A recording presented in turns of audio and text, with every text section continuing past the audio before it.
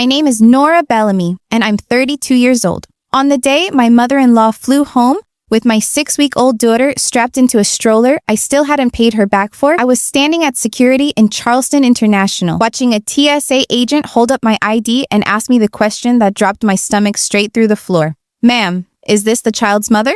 I said yes. Obviously yes. And the agent looked past me, down toward the gate, where a woman in a cream blazer was already halfway down the jet bridge with my baby on her hip, like she'd done this 1,000 times. Her name is Vivian, my husband's mother, a retired interior designer with a soft voice and a habit of getting exactly what she wants without ever raising it. 20 minutes earlier, she'd asked to walk Rosie over to the airport fountain while I ran to the restroom. "Just the fountain, Nora. Right there. You can see us the whole time." I could not see them the whole time. By the time I got back, the stroller was gone, the diaper bag was gone, and my phone had one new text on it, sent at 9:14 that morning. "Taking her home with me for a few days. She needs consistency. You need rest." I read it 4 times, standing in that bathroom doorway, waiting for it to make sense. It never did. I called my husband, straight to voicemail. Ethan was already in the air for a work trip he'd left for an hour before any of this happened. No idea what his own mother was doing back on the ground. I called the gate agent. I called security. And then, over the intercom, my name, twice, asking me to report to gate C14. Vivian was standing right there when I got there, calm as a Tuesday afternoon. My daughter asleep against that cream blazer, like nothing on earth was wrong.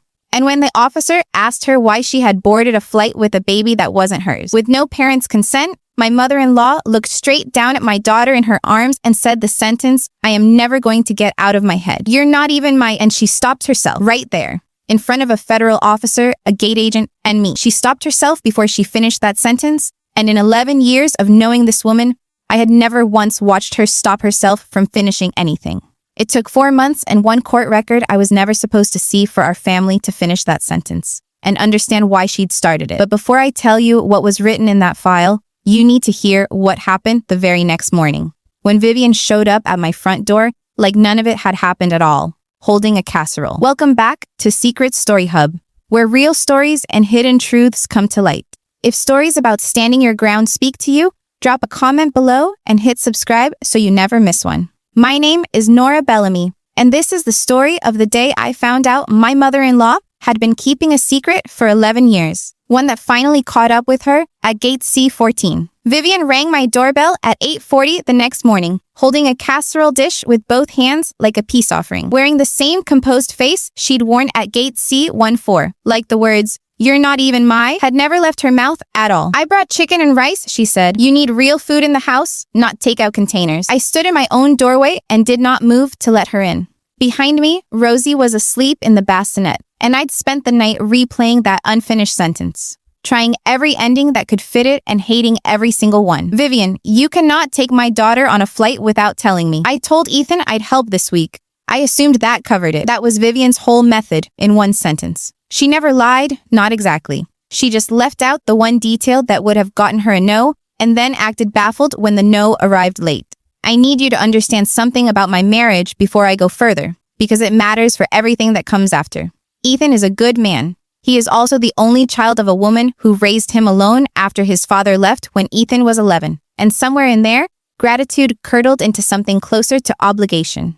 Vivian didn't ask for things. She arranged them, and Ethan smoothed the edges after, every single time, because some old debt in him told him he owed her that. I'd learned to live around it. The unannounced visits, the nursery she'd redecorated while we were at a hospital appointment just to help, the pediatrician's office she'd called directly to move Rosie's checkup without asking me. I let most of it go because picking every fight meant losing the war I actually cared about, which was Ethan. There was one thing in that nursery closet I never asked about. A small cedar box that had come with Ethan when we moved in. One of the only things of his childhood he'd kept.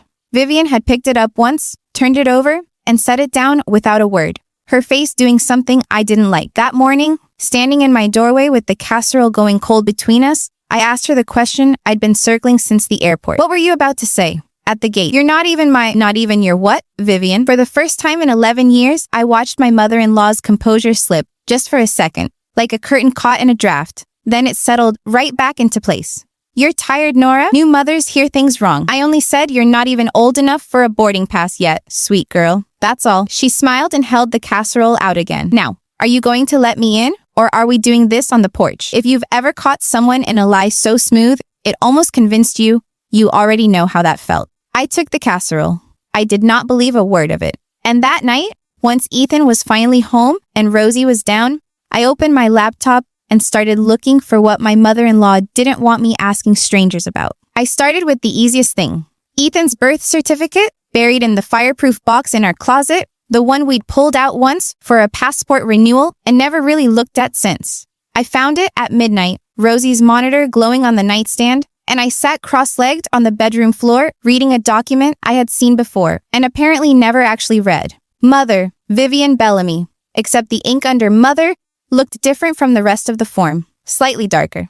A different typewriter maybe, or a different decade. I am not a document examiner. I am a physical therapist who spends her days telling grown men to stop skipping their stretches. But I know what an amendment looks like when I'm staring straight at one. The next morning, I called my friend Priya, who works in vital records for the county and owes me a favor from a very long story involving her dog and my minivan. I didn't ask her to break any rules. I just asked her to explain, in plain English, when and why a birth certificate gets amended.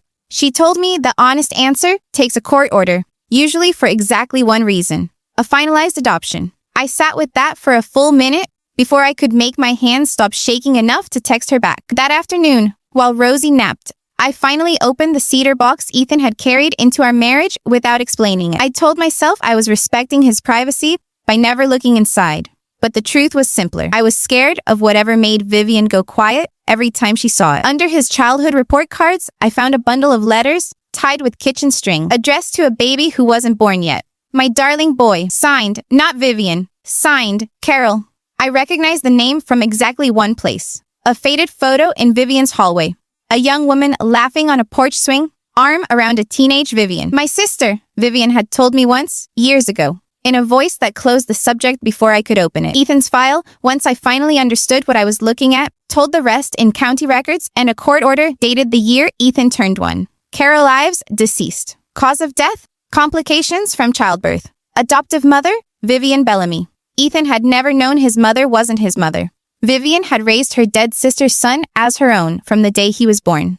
And somewhere along the way, Aunt had quietly become Mom. And nobody in that family had ever corrected the record out loud. Only on paper, in ink that didn't quite match. I understood, sitting on my bedroom floor with a dead woman's letters in my lap, exactly what Vivian had almost said at gate C14. Not that Rosie wasn't hers, that she was terrified every single day that none of them were actually hers at all. I heard Ethan's key in the front door at 6:15 that evening, and I had exactly 4 seconds to decide whether I was about to break my husband's whole understanding of his own childhood or protect a secret his mother had been carrying alone for 32 years. I chose to tell him everything. Ethan set his bag down in the hallway and listened to the whole thing without sitting, without interrupting, his face doing something I'd never seen it do before. Like a house settling after an earthquake nobody felt yet.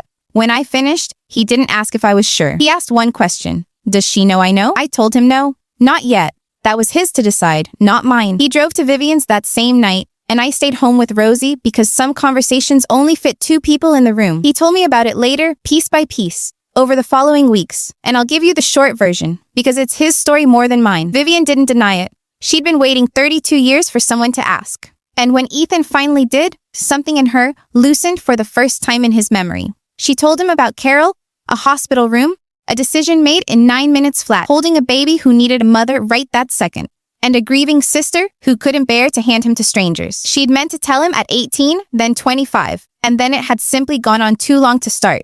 And she told him what actually happened at the airport. A letter had arrived that week from an adoption registry, forwarded from an old address. Carol's biological family had been searching for the child she lost her life having. They wanted contact. For the first time in 3 decades, Vivian held proof that another family might still call Ethan theirs, and by extension, might have a claim to Rosie too. She hadn't taken my daughter out of malice. She'd taken her out of panic, holding the one proof she had left that she belonged to this family, biology or not.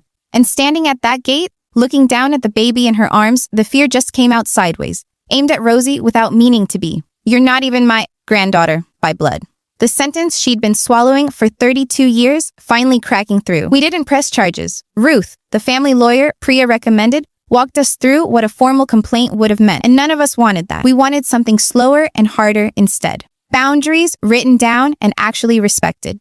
A standing rule that nobody leaves with Rosie without both of us saying so. Out loud, every time. Vivian met with a counselor for the first time in her life at 61 years old. Ethan reached out gently to Carol's family. And this winter, Rosie will meet a great aunt she never knew existed. The cedar box sits on our mantle now, not hidden. Ethan reads Carol's letters to Rosie sometimes, at bedtime. So she grows up knowing exactly where she comes from. All of it. The parts that were easy to say, and the parts that took 32 years. Blood doesn't decide who shows up. Love does that, every single day, out loud. If this story reminded you that family isn't always simple, but it's still worth fighting for, drop a comment with where you're watching from and hit subscribe. I'll see you in the next one.